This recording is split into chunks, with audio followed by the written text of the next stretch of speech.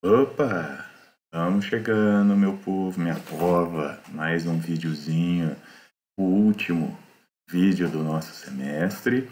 Hoje, encerrando a sequência, né? Encerrando os tópicos previstos, programados, nessas últimas semanas de aula de vocês, né? Para tratar do último assunto, que é uma aplicação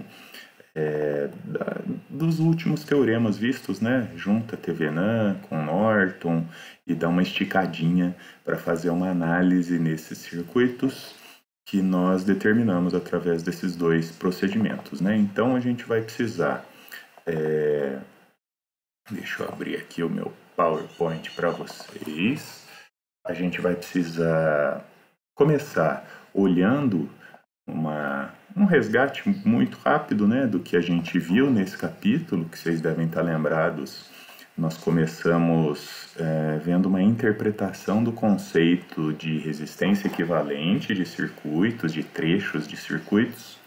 Isso não foi à toa, porque tanto em Thevenin quanto em Norton nós usamos bastante isso, né? Toda vez que precisamos resolver algum circuito ou aplicar o procedimento de Thevenin ou de Norton em algum circuito, o cálculo da resistência equivalente foi necessário e nem sempre série paralela de componentes resolve esse tipo de problema. Depois, a homogeneidade e a superposição. Nós percebemos que em muitos casos vai ser bem útil a gente aplicar esses procedimentos, esses teoremas, enfim, não sei ao certo como dar o título para essas duas propriedades associadas à linearidade dos circuitos.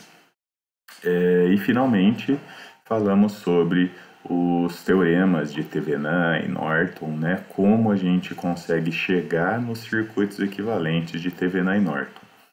Hoje a gente vai continuar nessa sequência, né? Então, após utilizarmos os procedimentos de Thevenin e de Norton, como a gente consegue concluir extraindo as características da maior potência possível que pode ser extraída desse circuito. Qual é a máxima potência que pode ser transferida? E para isso, eu pego lá do Boylestad, a gente consegue inicialmente assim ter duas visões desse problema. E a primeira forma da gente enxergar isso é quando a gente vai projetar um circuito, muitas vezes é importante ser capaz de responder a uma das duas perguntas que vem na sequência. Tá aí a primeira, né? Qual carga deve ser aplicada a um sistema para assegurar que ela esteja recebendo a potência máxima do sistema?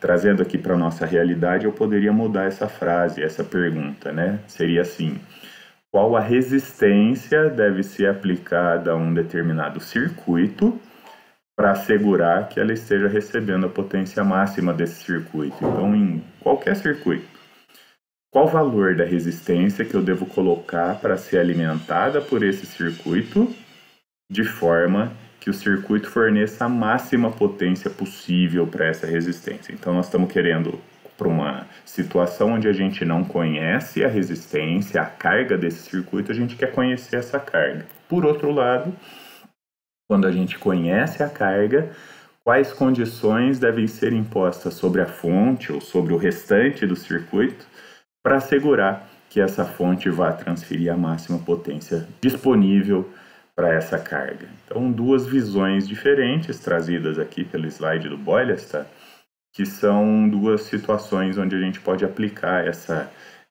análise da máxima potência transferida, né? E aí, num circuitinho qualquer, eu trago uma repetição da figura de propósito, né? Qual a carga, qual a resistência que eu devo conectar nesse circuito para que essa carga receba a máxima potência? Primeira questão, né, do slide do Boylestad. Ou, conhecendo o valor dessa resistência, quais devem ser os valores das fontes das resistências do circuito para assegurar que a potência transferida seja a máxima, né? Nesse circuito a gente consegue tirar esse tipo de conclusão? Não sei, mas quando a gente está com o foco na nossa carga, o que vocês acham da gente trabalhar com o conceito de circuito equivalente. Nesse caso, circuito equivalente de Thevenin. Talvez aqui, talvez nada, né? Com certeza, nesse circuito é muito mais simples a gente analisar questões de potência associadas a essa carga, essa resistência RL, não? Vamos dar uma olhada no próximo slide, ó. Circuitinho simples, tensão com duas resistências em série, a potência é RI ao quadrado, então a potência que vai para a resistência RL vale RL vezes I ao quadrado, sendo I, a corrente desse circuito, é a tensão da fonte dividida pela soma das duas resistências, visto que elas estão em série. Substituindo essas duas fórmulas, olha que belezinha a equação da potência, ó. RL vezes I ao quadrado. Aí, sendo essa a equação da potência, eu quero saber, né, qual é a característica de potência máxima em função da minha carga. A matemática vai nos ajudar bastante, conceitos lá de cálculo 1, né? Como a gente descobrir valores máximos e mínimos de funções através, quando a gente já conhece a função de uma variável em função da outra, né? A gente pode fazer o cálculo da derivada da potência em função da resistência RL e igualar essa derivada a zero. Olha que belezinha! Derivada da potência em função de RL dá essa equação linda que está aqui embaixo. E agora a gente só precisa pegar essa equação e igualar a zero. Quando que essa equação vai ser igual a zero? Quando o numerador da minha fração for igual a zero. Ok? Bom, pode ser que quando Vs ao quadrado for igual a zero, também dê, mas não é uma situação muito comum do nosso circuito ter uma fonte com tensão igual a zero no circuito equivalente. Então vamos para outra opção, que é o numerador da fração ser igual a zero. Aí dando uma ajeitadinha nesse termo que ficou aqui, né? RT mais RL ao quadrado, menos 2 RT mais RL vezes RL. Ó, estão vendo que tem um RT mais RL aqui, e eu tenho RT mais RL aqui também? Coloquei meio que em evidência só para a gente enxergar que no primeiro termo, para que eu tenha esse resultado da multiplicação zerado, ou RT e RL são iguais com sinais opostos, ou olhando aqui na segunda, RL menos 2RL vai sobrar só um RL negativo aqui, né? Então, ou RT mais RL é igual a zero, ou RT menos RL é igual a zero. O que a gente tira de conclusão, deixando de lado valores negativos de resistência, é que a minha condição para que a potência máxima seja transferida é que a resistência da carga seja igual a essa resistência série do nosso circuitinho. E essa resistência série significa aquela resistência equivalente do teorema de Thevenin, né? Para uma topologia desse tipo aqui, com fonte de tensão em série com resistência, essa é a resistência equivalente lá do teorema de Thevenin. Então, quando a nossa resistência da carga for igual à resistência equivalente do circuito de Thevenin, eu vou ter a condição de máxima potência transferida. Só para ilustrar para vocês, essa é a condição de máxima potência. E quando eu não estou nesse ponto de máximo, né? Esse é o gráfico da variação da potência em função dessa relação entre resistência equivalente e resistência da carga. Quando essa relação for igual a 1, ou seja, RL exatamente igual a RT ao R equivalente, eu tenho a máxima potência. Quando for uma relação próxima de 1, eu tenho potências próximas do máximo. Quando esses valores forem bem diferentes, eu tenho também potências transferidas bem diferentes do máximo.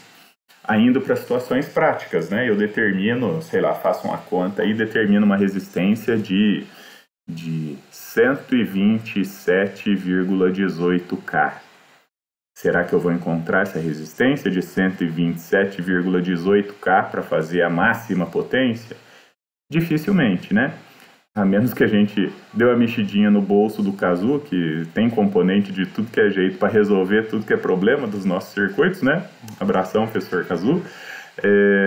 Naquele bolso deve ter uma resistência de 127,18K. Não encontrando essa resistência e encontrando algum valor próximo, a gente já tem a consciência que a potência transferida do nosso circuito também vai ser uma condição próxima, não vai ser a máxima, mas vai ser próxima dessa condição de máximo, né? Então esse gráfico ilustra um pouco para nós essa situação de transferência de potência.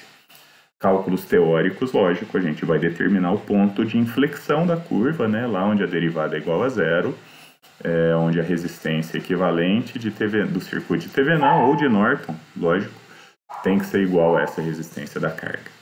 Beleza? Um exemplozinho para nós. Aliás, acho que nós vamos fazer 2 exemplozinhos. Nesse primeiro, o enunciado na verdade vai ser igual, né? E eu tô naquela resposta àquela primeira pergunta lá do slide do Boylestad, né? Eu quero conhecer o valor de RL para que ela receba a máxima potência possível desse circuito e depois quero calcular o valor dessa potência, ok? Então aqui, 2 fontes, 3 resistências e a minha resistência RL. Deixa eu ver se eu trago aqui o meu quadro branco, onde já está resolvida essa questão, e aí eu vou passando pela solução aqui junto com vocês, ok? Olhando ali então, só copiei e colei o circuito, né? Vamos dar uma olhada o que eu faço. Bom, é muito mais fácil a gente enxergar essa situação através do circuito equivalente de Thevenin, e sendo assim, vamos seguir o passo a passo do teorema de Thevenin. Deu uma piscadinha aí, mas vamos tentar rolar a minha tela aí bem devagarinho para a memória do computador não ficar ofendida. Mantenho as fontes, retiro aquela resistência da carga, deixo o circuito em aberto para calcular a tensão de Thevenin. Ok, aqui acho que não tem mistério para nós. Deixa eu até dar uma aumentadinha na tela aqui, que eu talvez fique melhor para visualização, né? E não ganham nada com a visualização dessa cara feia desse professor aqui. Então ali, para aplicar o teorema de Thevenin, vamos lá descobrir o valor dessa tensão. E para isso, eu tenho 2 fontes, vou usar a superposição. Olha que belezinha. Primeiro passo da superposição, fonte de tensão funcionando e a fonte de corrente em aberto. Essa fonte de tensão de 12 volts vai fornecer uma corrente que vai percorrer esse caminho que eu anotei aqui. Não passa nada aqui no meio porque está aberto, não passa nada lá no final porque também está aberto. E aí eu tenho 3 com 4 são 7, com mais 2, 9 ohms, 12 volts por 9 ohms, 4 terços de ampere circulando aqui. 4 terços de ampere circulando sobre 2 ohms me dá uma tensão de 8 terços. Opa, tá aqui embaixo. 4 terços vezes 2 dá uma tensão de 8 terços em cima da resistência de 2 ohms, que é a própria tensão de Thevenin desse primeiro passo da superposição. Então, tensão do primeiro passo, 8 terços, é a parcela da tensão de Thevenin cuja contribuição vem da fonte de 12 volts. Segundo passo da superposição, logo aqui embaixo, fonte de tensão em repouso, fonte de corrente trabalhando. E aí eu tenho uma parte que vem aqui para a nossa esquerda, uma parte que vai para a nossa direita. A que nos interessa é essa corrente I2, 2 linhas, que passando pela resistência de 2 ohms vai nos dar a tensão de Thevenin lá do trecho aberto, né? Então, a nossa corrente, tirando um pouquinho do zoom aqui, né? A nossa corrente se divide. Uma parte vem para essa malha que tem 3 ohms, outra parte vem para essa malha que tem 6 ohms. Olha que joinha. Então, a corrente I1 é o dobro da corrente I2. Por isso é que eu tenho no nosso divisor de corrente aqui, né? a nossa tensão de Thevenin está no mesmo sentido da corrente, então um sinal negativo para indicar isso.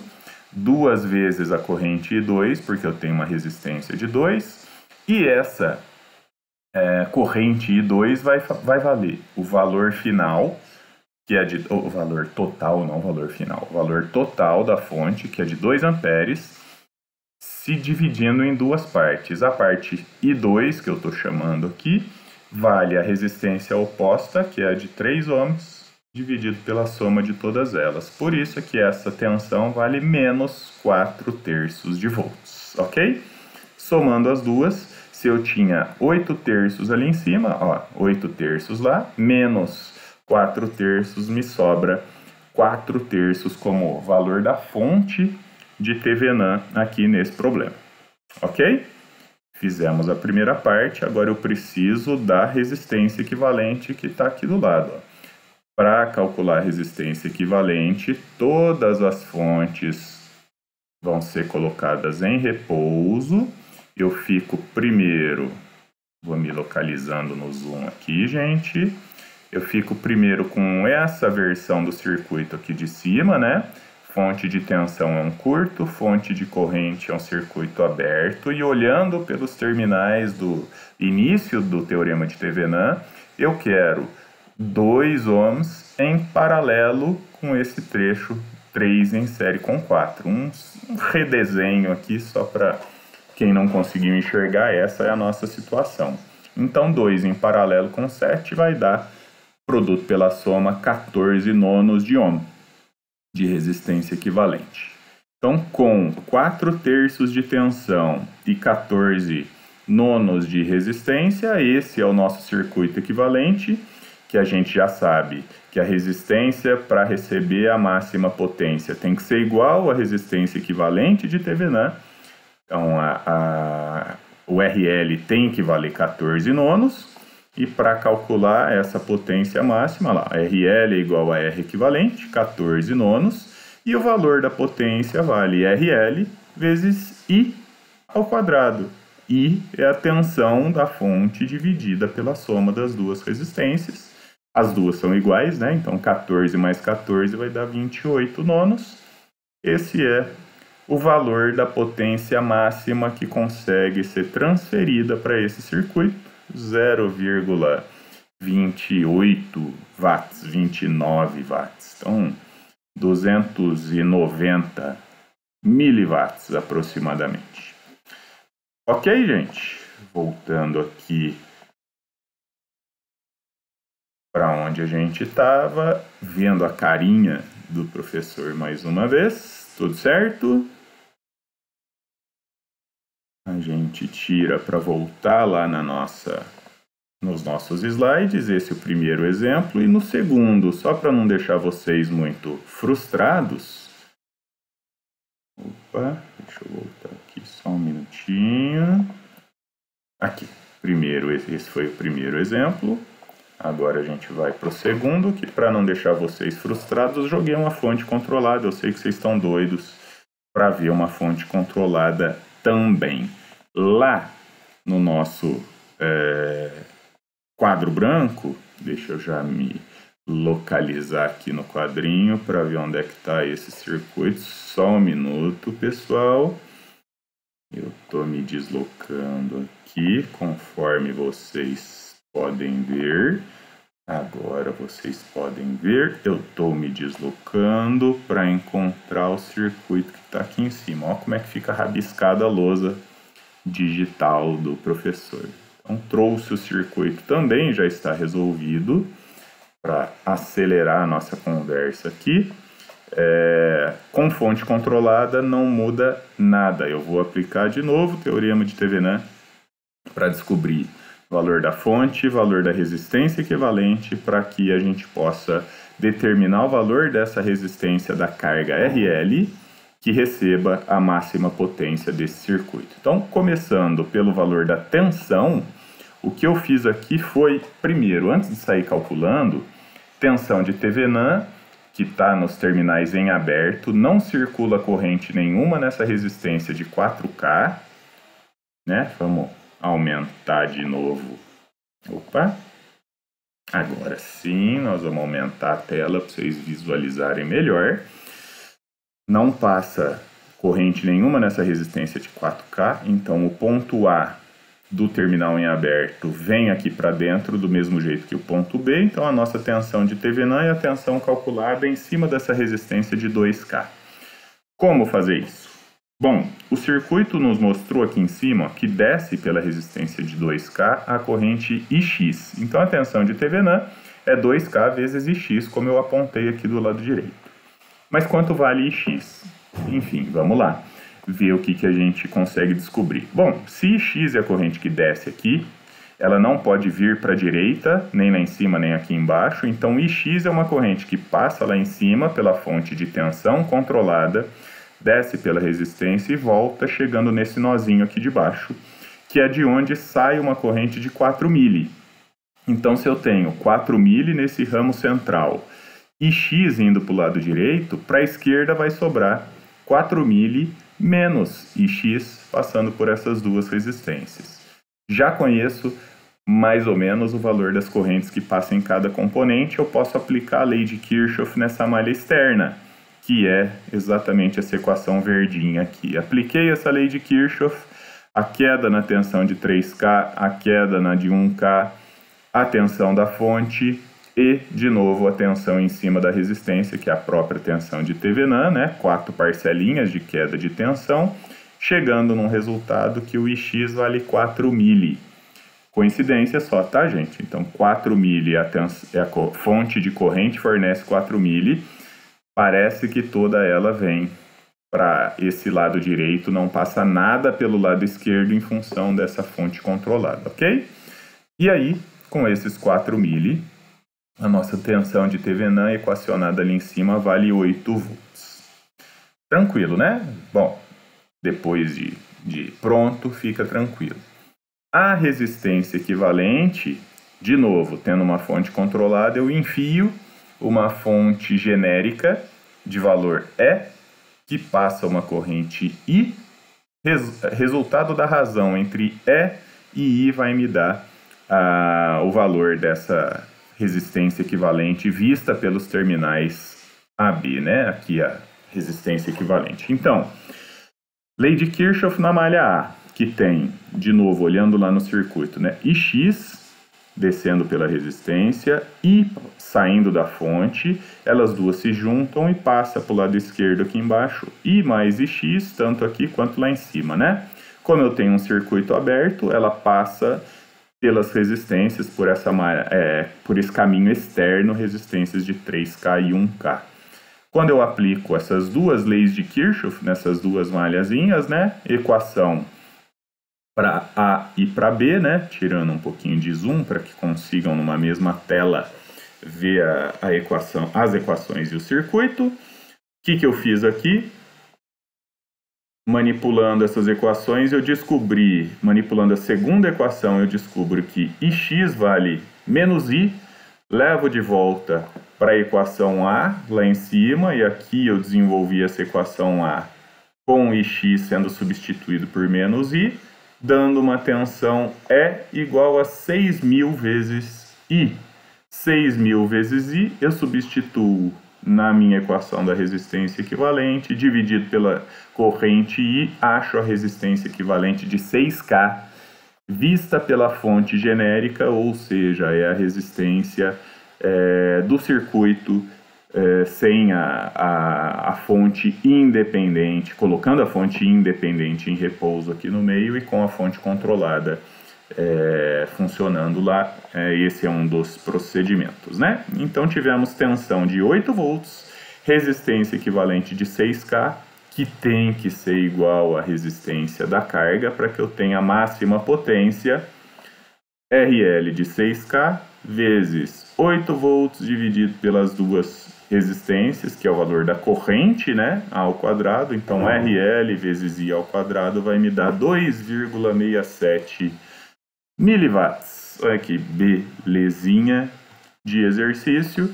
Como eu disse, só aplicando o que a gente já conhece de teorema de Thevenin, agora com a consideração da máxima potência que pode ser extraída de cada circuito. Beleza? Esses eram os dois exemplos que eu trouxe resolvido.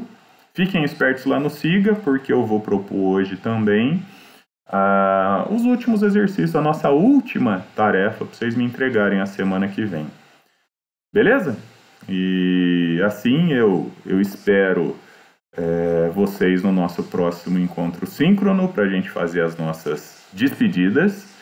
Preparem um cenário bacana, um cenário de fundo, uma roupa bem chique aí, porque nós vamos fazer eleição do melhor, da melhor participação, do melhor figurino, cenário todo nessa próxima aula. Prometo que vou me esforçar, sei que eu não vou ganhar, mas vou me esforçar. Então venham preparados para abrir as câmeras para a gente eleger o melhor cenário, tá joia, gente? Só para fechar, eu não mudei nada no nosso último slide, né? Fica exatamente a mesma sugestão, porque a máxima transferência de potência está no mesmo capítulo 9 lá do Boyle-Stahl, então fica exatamente a mesma sugestão de leitura extra com os exemplos da apostila do Goulart. E nesse exemplo 99 que eu coloco aqui, o Goulart faz a dedução ele chama também de teorema de máxima transferência de potência. Beleza? Não deixem de dar uma olhada lá que vale a pena. Então nos encontramos na quinta-feira para o nosso encontro síncrono ou a qualquer momento que vocês demandarem, a gente marca tira dúvidas aí. Beleza? Um abração para todo mundo, fiquem em paz.